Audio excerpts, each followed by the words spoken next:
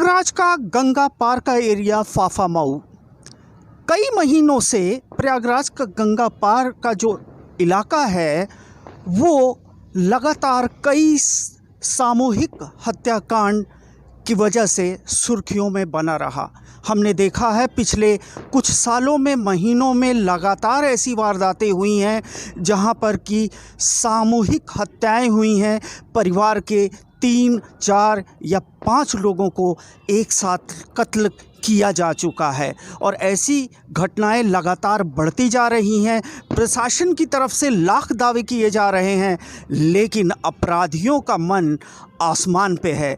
वो जब चाह रहे हैं, जिसे चाह रहे हैं, उसकी हत्या कर दे रहे हैं। और गंगा पार्क में ये लगातार कई वर्षों से, कई महीनों से लगातार हम सुनते चले आ रहे हैं कि किस तरीके से परिवार के पूरे परिवार की हत्याएं हो जाती हैं।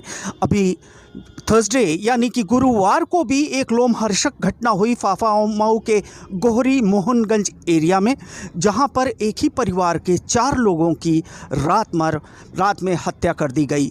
चारों एक ही परिवार के लोग थे, या यूँ कहूँ कि माता, पिता और 2 बच्चों की हत्याएं, जिसमें से जो मुख्य मृतक था उसका नाम फूलचंद, जो कि 50 वर्ष था, उसकी बीवी 45 साल, एक बेटी 17 साल की और एक बेटा 13 साल का। ये अभी गुरुवार की घटना है। गुरुवार की घटना जो हुई है उसमें सबसे बड़ी बात है कि तकरीबन 30 घंटे तक तो किसी को पता ही नहीं चला कि उस घर में इतनी बड़ी वारदात हो गई है। वो तो सामने एक चाट लगाने वाले व्यक्ति ने जब ये नोटिस किया तो उसने देखा कि बहुत देर से इस घर से कोई आ जा नहीं रहा है। तो उसने जाके जब देखा दरवाज़ा खुला था, उसके बाद इस घटना का पता चला। इस घटना में जब उसके घर वालों को, फूलचंद के घर वालों को पता चला तो मातम का माहौल छा गया। आनन फानन में प्रशासन को खबर दी गई। प्रशासन के लोग पहुंचे तो वहां पाया कि 4 लोगों की नृशंस हत्या कर दी गई है। और हत्या में प्रयुक्त जो औजार था यानी कुल्हाड़ी, जिससे सरों पर वार किया गया और 4 लोगों की बहुत ही बेदर्दी से हत्या कर दिया गया। हत्या के मामले में परिजनों ने बताया कि घर के पीछे की ज़मीन का कुछ मामला था, वो तो ठीक है, लेकिन इस तरह से इतनी हत्याएं होना वाकई प्रशासन के कामकाज पर प्रश्न चिन्ह लगाती है। आज उसी परिवार के 4 लोगों का पोस्टमार्टम हो गया और शव जब घर आए तो परिजनों में काफ़ी रोष था और वो अंतिम संस्कार से मना कर रहे थे। उनका एक मांग थी कि जितने भी आरोपी हैं, जिसमें कि फूलचंद के जो छोटे भाई हैं, मृतक के छोटे भाई जो हैं, उन्होंने एक तहरीर दी है जिसमें 11 लोगों के नाम है। पुलिस ने बहुत फटाफट कार्रवाई करते हुए तकरीबन 8 लोगों को गिरफ्तार भी किया है।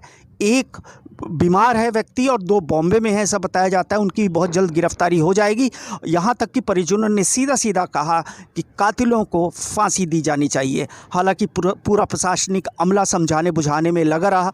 इसी बीच खबर मिली कि प्रियंका गांधी भी वहाँ पहुँचने वाली हैं। मामला बहुत गर्म हो गया। तमाम पुलिस अधिकारी एवं प्रशासनिक अधिकारी पूरे लाव लश्कर के साथ उस जगह पर पहुंच गए ताकि कोई भी अप्रिय घटना ना हो पाए। हालांकि राजनीतिक दल वहां पहुंच रहे थे, लेकिन स्थानीय विधायक को उनके परिजनों ने मिलने से मना कर दिया और वो मांग कर रहे थे कि मुआवजे और घर की सुरक्षा के बारे में। हालांकि एसएसपी की तरफ से ये बयान दिया गया कि तकरीबन 16 या 17 लाख की उनको मदद देने की बात हो रही है। एक लाइसेंस देने की बात हो रही है परिजनों को। उनकी सुरक्षा में वहाँ पर कुछ सिपाहियों को बैठा दिया गया है, लेकिन क्या ये पूरा कर सकेगा गमों का जो उस परिवार के ऊपर आसमान टूटा है? इसकी भरपाई तो नहीं हो सकती। प्रशासन अभी भी शायद इतना चुस्त दुरुस्त नहीं है जो इस तरह की घटनाएं हो रही हैं। वहीं प्रियंका गांधी जब पहुंची तो मामला काफ़ी गहमा गहमी वाला था, क्योंकि प्रियंका गांधी इस बीच में 2022 के चुनाव को लक्ष्य में रखते हुए वो ताबड़तोड़ ऐसी जगहों पे पहुंचने की कोशिश कर रही हैं जहां पे इस तरह की घटनाएं होती हैं। जैसे कि हमने पिछली बार देखा, आगरा हो, चाहे लखीमपुर खीरी हो, चाहे जहां हो, उस तरीके से वो पहुंचती हैं कि पूरा का पूरा प्रशासनिक अमला परेशान हो जाता है। और यही बात कहीं ना कहीं आज भी देखने को मिली मोहनगंज में। प्रियंका गांधी वहां पहुंची, कांग्रेस के काफ़ी लोग भी वहां पहुंचे हुए थे, प्रशासनिक अधिकारियों से बात हुई, काफ़ी मदद की बात हुई, लेकिन जो सबसे अहम बात अभी भी यही है कि फूलचंद, उसका परिवार तो इस दुनिया से चला गया, लेकिन अगला निशाना किसके ऊपर है? इन अपराधियों का, जिनके हौसले बुलंद हैं। प्रशासनिक अधिकारियों को इस पे लगाम लगाना बहुत ज़रूरी है। आइए अब देखते हैं प्रियंका गांधी का जो दौरा रहा, उस पर आपको कुछ क्लिप्स दिखाऊंगा। वहाँ पे एसएसपी ने जो कहा उसकी भी क्लिप्स आपको दिखाऊंगा। बाकी चीज़ें आप मेरी साइड क्लिप में देख रहे हैं। मोहनगंज में यहाँ पर 4 लोगों के मृतक लोग मिले हैं, उनकी लाश मिली है घर के अंदर। इन चारों के सिर पर कुल्हाड़ी से वार किया गया दिखाई दे रहा है। गहरी चोट के, गंभीर चोट के निशान हैं। इन सभी लोगों को देखा गया 3 लोगों के बाहर वाले बरामदे में है और एक जो लड़की है उसके घर के अंदर है। तो इन सभी लोगों के आज सुबह ही पता चला, हमें सूचना मिलते ही पुलिस की टीम यहाँ पर आई है। और इसके बाद से जो मृतक लोग हैं उनकी पोस्टमार्टम कराते हुए अग्रिम कार्रवाई की जाएगी और किन कारणों से किस तरह से हुई है इसके बारे में भी डिटेल जानकारी आएगी। इसके अलावा जो सूचना मिली है, जैसा कि परिवार के जनों द्वारा बताया गया और हमने भी रिपोर्ट में देखा है कि 2019 और 2021 में इन्होंने कुछ लोगों के ऊपर भूमि विवाद में इन्होंने SC/ST के केस लिखवाया है। वो केस देखा गया है, उस केस में कार्रवाई नहीं होने का इन्होंने आरोप लगाया है। इसके बारे में भी हम लोग जानकारी करते हुए तुरंत कठोर कार्रवाई करेंगे। संदिग्ध लोगों को इनके नाम के आधार पर हम लोगों ने पूछताछ के लिए हिरासत में ले लिया है और पूछताछ करके इस घटना का खुलासा जल्दी किया जाएगा। 4 लोग जो मरे क्या उम्र होगी? कौन कौन लोग हैं? 50 वर्ष के आसपास हैं जो घर के मालिक हैं, तो उनकी पत्नी है जिनकी उम्र लगभग 45 साल है और एक बच्ची है जो 17 साल की है, एक लड़का है जो लगभग 13 साल का है। कुछ वजह पता चली? घटना के कारणों के बारे में थोड़ा समय दीजिए, हम लोग करके बताएंगे। पुलिस कर्मियों को कुछ कार्रवाई वैसे बता रहे हैं? आराम से पंकज सर आगे। दीदी क्या कहेंगी? दीदी आज आप आई हैं, पीड़ित परिवार से मिली हैं, क्या बातचीत हुई है दीदी? आज देश संविधान दिवस मना रहे हैं। ये जो पीड़ित परिवार है, जिनके परिवार की हत्या की गई है, ये उनके भाई हैं। ये SSB में झारखंड में काम करते हैं, मतलब इस देश की सुरक्षा को ये देखते हैं, ये करते हैं। और ये उस एरिया में काम करते हैं जहाँ पे नक्सल माहौल है, तो ये देश की सुरक्षा कर रहे हैं। और इनको क्या मिल रहा है, मैं पूछना चाहती हूँ, नीचे करो तो माटी नहीं मिल रहा है। जो वीडियो मुझे दिखाए गए हैं और जो मुझे बताया गया है कि जिस तरह से ये हुआ है ऊपर, मैं खुद ही, अरे यार देखो दब गया हूँ मैं।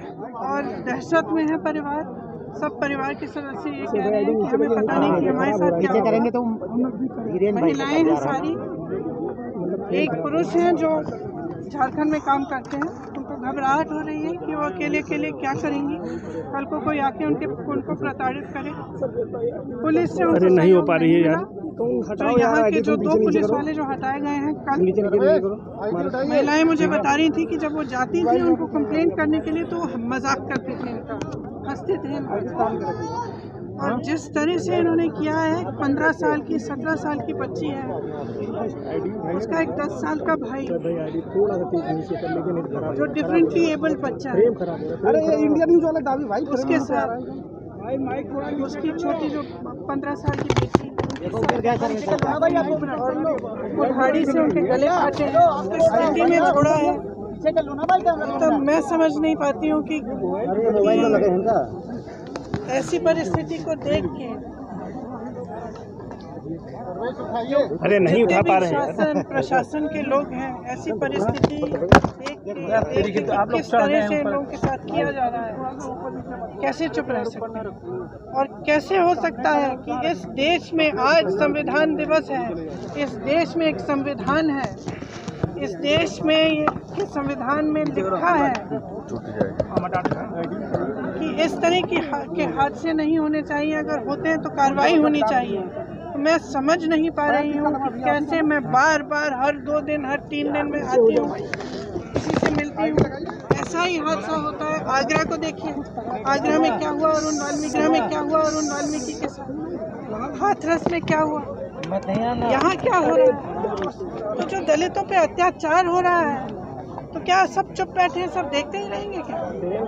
तो फिर संविधान दिवस मनाने का क्या मतलब है? क्या मतलब रहा है? कुछ गिरफ्तारी हुई अगर शासन और प्रशासन मदद नहीं कर रहा है, ये कह रहे हैं 11 लोग थे, स्पष्ट कह रहे हैं कि ये लोग हैं, पहली बार नहीं,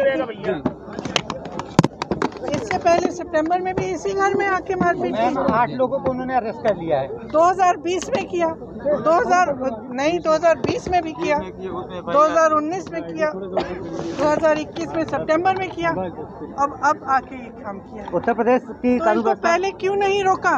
जब 2019 में आके किया, इन्होंने प्रताड़ित किया और तंग किया, मारा पीटा, उसके बाद 2020 में, उसके बाद सितंबर में, तो रोका क्यों नहीं? यहाँ सुरक्षा क्यों नहीं दी? यहाँ पे जो आज चौकी लगाई है वो उस समय क्यों नहीं लगाई? कानून व्यवस्था दलितों के बारे में बड़ी बड़ी बातें क्या करते कहेंगे? हैं। किसी मामले में आ ही रही आपको क्या लगता है कि दलितों के बारे में सिर्फ बात की जाती है क्या? देखिए, जहाँ जहाँ मैं जा रही हूँ मुझे स्पष्ट दिख रहा है कि दलितों के लिए न्याय नहीं है, न्याय नहीं है, किसानों के लिए न्याय नहीं है, महिलाओं के लिए न्याय नहीं है। न्याय सिर्फ उन लोगों के लिए है जिनकी सत्ता है, जो उनके साथ उठते बैठते हैं और जो उनके दोस्त हैं, जो बड़े उद्योगपति हैं, उनके लिए न्याय है। लेकिन उत्तर प्रदेश में दलितों के लिए, महिलाओं के लिए, किसानों के लिए, अल्पसंख्यकों के लिए न्याय नहीं है। मैं 2 सालों से यहाँ काम कर रही हूँ और बार बार ये दिख रहा है कि संविधान को नष्ट किया जा रहा है, संविधान को खत्म किया जा रहा है। सरकार के दावों को क्या कहेंगे मैम? उस कानून मैं यही कह रही हूँ, आप सब देख रहे हैं, आप देखिए जो वीडियो इन्होंने मुझे दिखाया वो आप देखिए, क्या होना चाहिए मैम इस पूरे मामले में? आप देखिए। और फिर अगर आप खुद नहीं बोलेंगे, अगर मीडिया आज नहीं खड़ी हो, अरे रुको यार, क्या हुआ? दबाया देंगे, बोला जा रहा है कि जब तक चुनाव आ रहा है तो आप सिक्योरिटी कर मेरे बारे में कुछ भी कह मैडम हम लोग भी हमेशा कहते हैं पहले मैं टूरिस्ट थी, संभालना भैया। भाई पैर गया मेरा, आवाज उठाती रहूंगी, भाई टच गया, बैठ गया मेरा। लड़ती रहूंगी, जहाँ अन्याय हो रहा है मैं जाती रहूंगी और मैं उनके साथ खड़ी रहूंगी।